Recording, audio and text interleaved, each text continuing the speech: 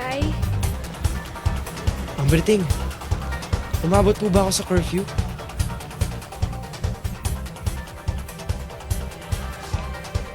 Maaga ka pa ng 5 minuto.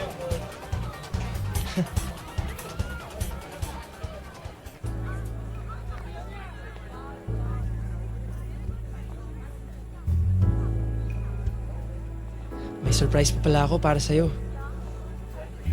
Ano na naman yan?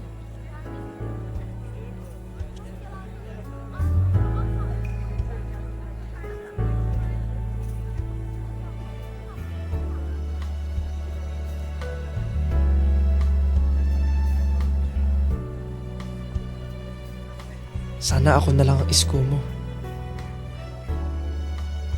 At ikaw na lang ang iska ko.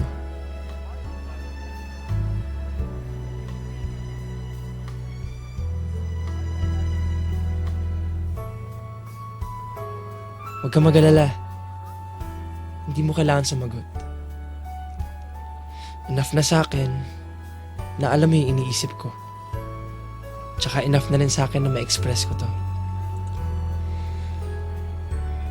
Niel, paano kung ngayon lang to? Paano kung pagbalik mo ng Manila, iba ka na ulit? Paano kung makalimutan mo lahat ng to? Hindi mangyayari yun. Beto, itong nararamdaman ko para sa'yo. Sigurado akong pangmatagalan to. Hindi to pang summer fling lang.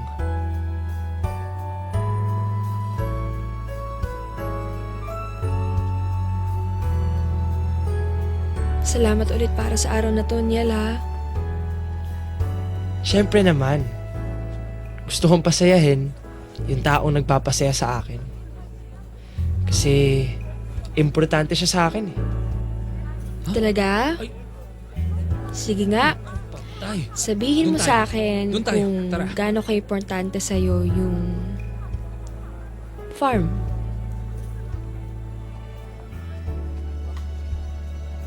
Farm? Noong una, hindi ko siya napapansin. Tapos, parang baliwala lang siya. Pero nung tumagal, nasanay na rin ako sa kanya. Hanggang sa, lagi ko na siyang gustong pinupuntahan. Yung mga malls tsaka yung mga bars na pinupuntahan mo, di ba mas exciting yun kaysa dun sa farm? Pero, iba pa rin yung farm. Siya nga yung pinaka-kakaiba sa lahat eh. Kahit na simple siya, sa kanya ko pa rin natutunan ng lahat-lahat. Kaya nga siya ang pinakamalapit sa puso ko.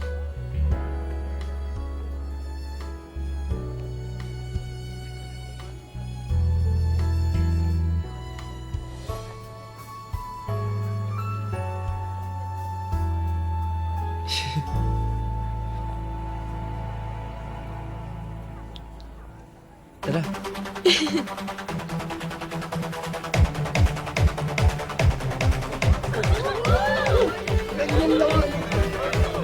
Diba, kunwari naman, tayo ngayon, wala ba akong kiss? Niel, pag hindi ka tumigil, iiwan kita dito. Mang Berto, huwag niyo sabihing babantayan niyo pa sila. Sinyal lang maghati dyan. Di ba?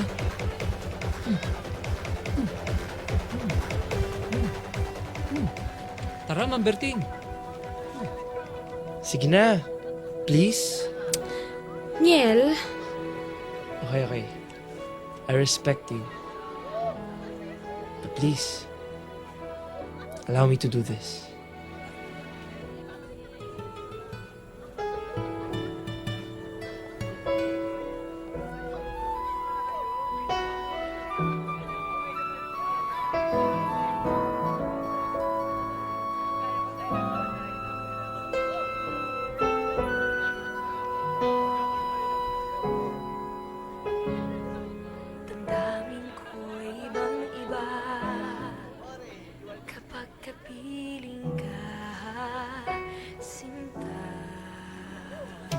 Tapos itong one day, na kunwari tayo.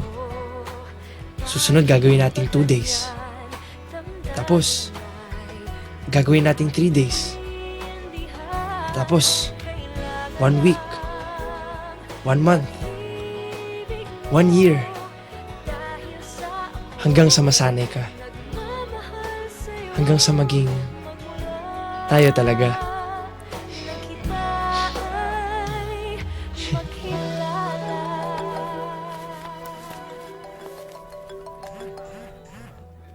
Hello? Tita Juliet? Ano? Ma'am, I'm sorry po. Delikado po ang lagay ni Mr. Quaresma.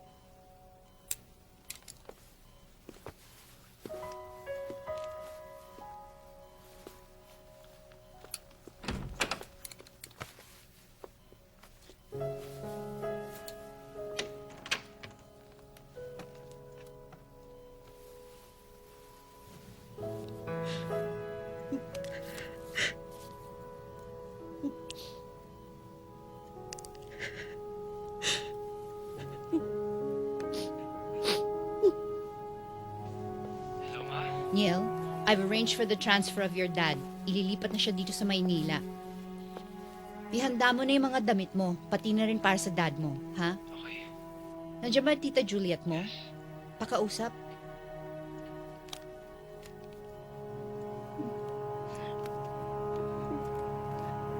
Hello, Irene.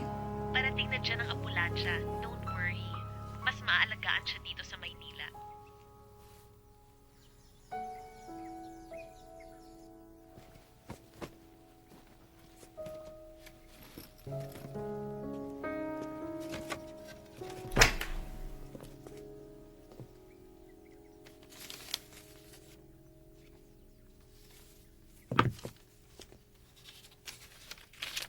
Niel, salamat sa pagpayag mong dumalaw dito. Pasensya ka na kung ginamit ko pang pangbar. Gusto ko lang na makasama ka bago ka magsabi na kailangan mo. Gusto ko sanang subukang mapalapit sa iyo. Pero umaasa ako na balang araw, sapat na yung pagmamahal ko para sa iyo. Kalimutan. Mahal na mahal kita, anak.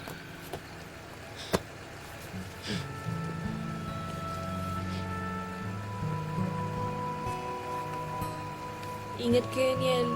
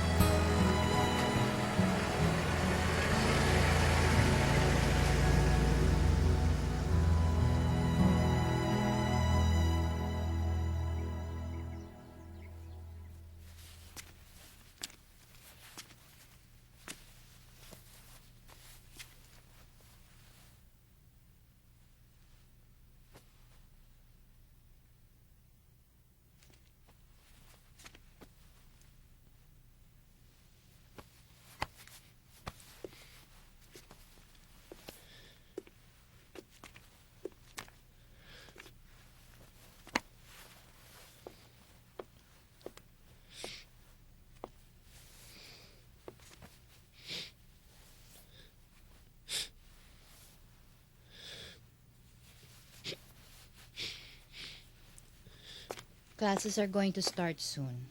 Are you ready to leave? Paano naman ako aalis kung hindi pa rin okay si Daddy? Gusto mo ba talaga mag-aral abroad?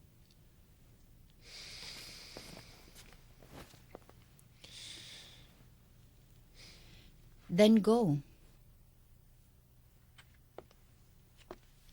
Your dad would never stand in the way of your happiness, son. He would want you to live your life. Niel! Niel! Irene, si Dan! Bilis!